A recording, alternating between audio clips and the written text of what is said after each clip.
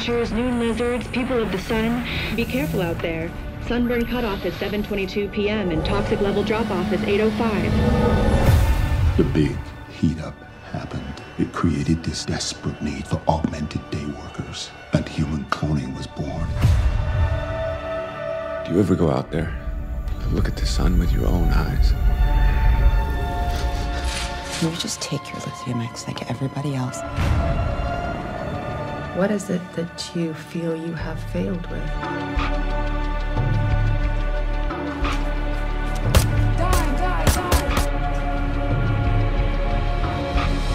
You're on Premium 3. When you're dead, you'll be eligible for a total upgrade.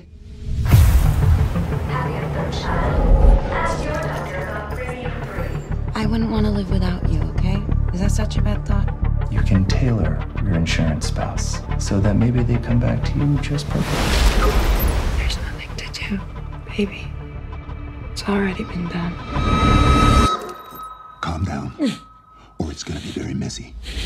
Rick Hong here for Hollywood First Look Features. Today, I am talking to writer, director, producer, Guy Moshe for his film, LX 2048. Guy, congratulations. I had a fun time watching this because I like The Twilight Zone and Black Mirror, and I felt this was kind of on the same tone. So how did you come up with this idea? First of all, thank you. And this is definitely a place I'm comfortable being. So I love Black Mirror as well. Honestly, this idea started more from the human aspect of it at first. I myself am a father. I got 3 kids. I'm happily married, unlike the movie. But a couple of years ago, more than that actually now, a couple of years before I started writing the script, I think we were living in a circle of a lot of different families, you know, parents from school, things of that nature. And we started feeling like a lot of these marriages and relationships were hitting a phase where I think happens more often nowadays than it used to happen maybe decades ago, where people were just suddenly kind of hitting a wall, and a lot of them were going up in flames. And when you're in the middle of it, when you have a lot of good friends around you, male or female, that are going through separation, and you're kind of trying to understand what's going on, obviously everybody has their own different story. But one thing that was evident to me is that it all tied in the end to this notion of a lack of fulfillment. Like, people felt that they weren't necessarily able to, I guess, become who they thought they should become or would become in their life as adults. And I couldn't escape the notion that this has a lot to do with this evolution of technology that is all around us in terms of the way we interact socially with other people. And I started noticing these links, and even watching, and then you come back home and you start looking at your own family and start asking yourself questions about yourself, looking at your own kids, the way they're interacting with computers and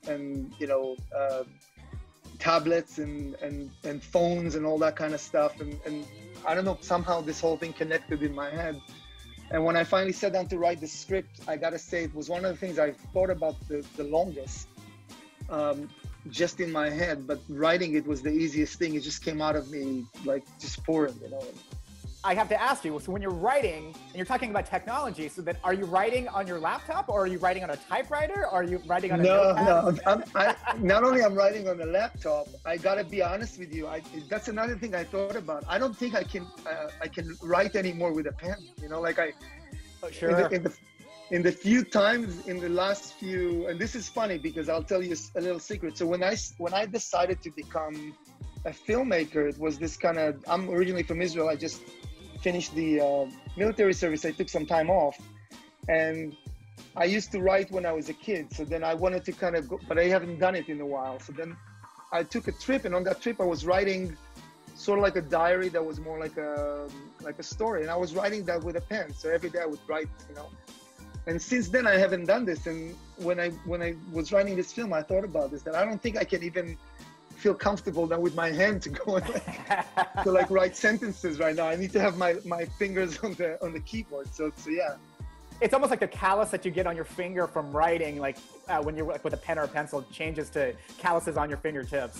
Yeah, but it's like the extent, my brain, now Final Draft has this thing where you can actually dictate the script to the software, but I can't do that either. It's like I can only write if I have my two hands on the keyboard, and then the thoughts just come out through the fingers. You know what I mean? I can't explain it exactly. Well, you have James Darcy a part of your film. He was amazing in this, a lot of challenges. So how was it having him do this character? First of all, again, thank you. And I really, really hope that people will, if nothing else, will notice his performance, because I think he deserves to be recognized for it as an actor. Really regardless challenging. of the film. It's such a difficult role, man. Like, to go through what he's going through in the film. And it's a difficult role, you know, both from the kind of craftsmanship aspect of it, in terms of the emotional roller coaster and kind of tracking yourself and being different versions of yourself. There's another level of skill there that is rarely talked about, that to be helping you as a director. Because some of those scenes were very difficult to, it doesn't maybe look this way, but it was very difficult to actually get them to have that kind of beat, you know? Yeah, I was wondering that. I was thinking that had to pose challenges for you as a director to film this. Because we never even hear what he's being like, you know. I gotta hand it to him. So what, you know, when I was writing the script, sometimes you write these phone conversations. You don't bother writing the. I knew I wasn't gonna play you what they're saying to him. So then I didn't even bother writing it in the script. You know, I was just writing his side of the conversation. So one of the first things he told me was like, "Do you mind writing the entire conversation for me so I can practice it like a real dialogue?" And I was like, absolutely, that's brilliant, you know? And I felt like he would be just perfect for this, and hopefully I was right, you know? Not hopefully that you were right. I would say you actually were very, very right. You did a great job directing this. Congratulations again. The film is LX 2048. You can take the pill. Until next time, I'm Rakam, and you've been watching Hollywood First Look Features. Why does it seem like I'm the only one that feels this way? We're all connected. Are you afraid to die? I don't feel any pain. Actually, I don't feel anything at all. Imagine yourself feeling better, looking better. Did you not think it was dangerous, playing God like that?